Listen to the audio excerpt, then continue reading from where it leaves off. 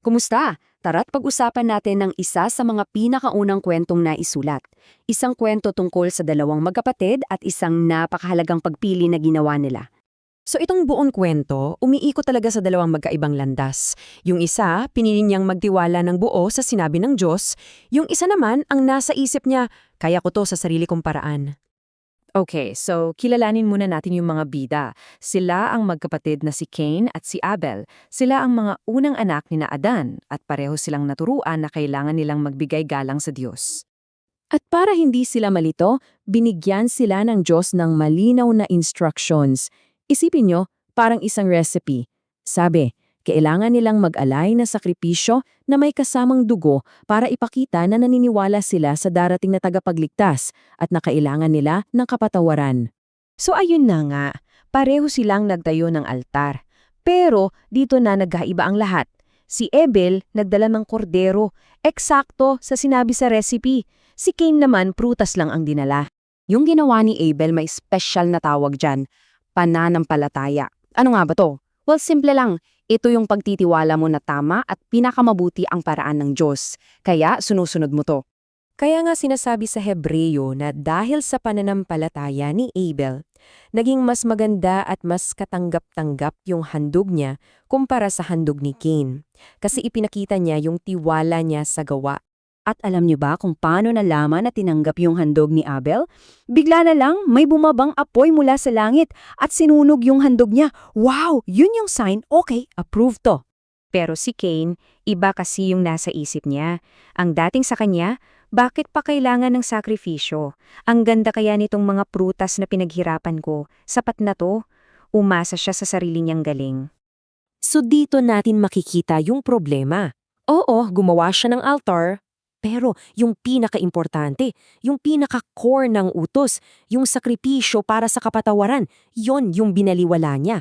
Parang partial obedience lang na nagpapakitang mas may tiwala siya sa sarili niya. At dahil nga pinili niyang gawin yung sarili niyang paraan, ayun, hindi tinanggap ng Diyos yung handog niya. Walang sign, walang apoy, tahimik lang. So anong naging reaksyon ni Cain? Imbes na magtanong, saan kaya ako nagkamali? Ang nangyari, nagalit siya. Nagalit sa Diyos at higit sa lahat, nainggit ng todo sa kapatid niyang si Abel.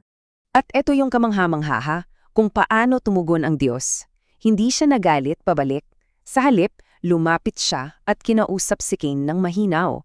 Parang isang amang nagmamalasakit. Binigyan pa nga siya ng second chance. Grabe, di ba? Sabi sa kanya, Cain, may pagkakataon ka pang itama yan, gawin mo lang ang tama at tatanggapin ka. Napakabait. At kasama ng second chance, may kasamang babala. Parang sinasabi, pero mag-ingat ka, Cain. Kasi pag pinagpatuloy mo yan yung kasalanan, parang mabangis na hayop yan na nag-aabang sa pinto mo para sakmalin ka. Nakakalungkot kasi hindi niya pinakinggan yung babala. At dito na nagsimula yung parang domino effect. Nagsimula sa pride, naging galit, tapos inggit, hanggang sa humantong sa isang trahedya. Dahil sa tindi ng puot at inggit na naramdaman niya, hinayaan niyang lamunin siya nito at ginawa niya ang isang bagay na hinding-hindi na niya mababawi. At bakit niya nagawa yon? Sinasabi dito na hindi dahil may ginawang masama si Abel sa kanya, kundi dahil yung kabutihan ni Abel para itong salamin na laging nagpapaalala kay Cain ng sarili niyang mga pagkakamali. So kita nyo, ang kwento ni na Cain at Abel, hindi lang yan basta kwento.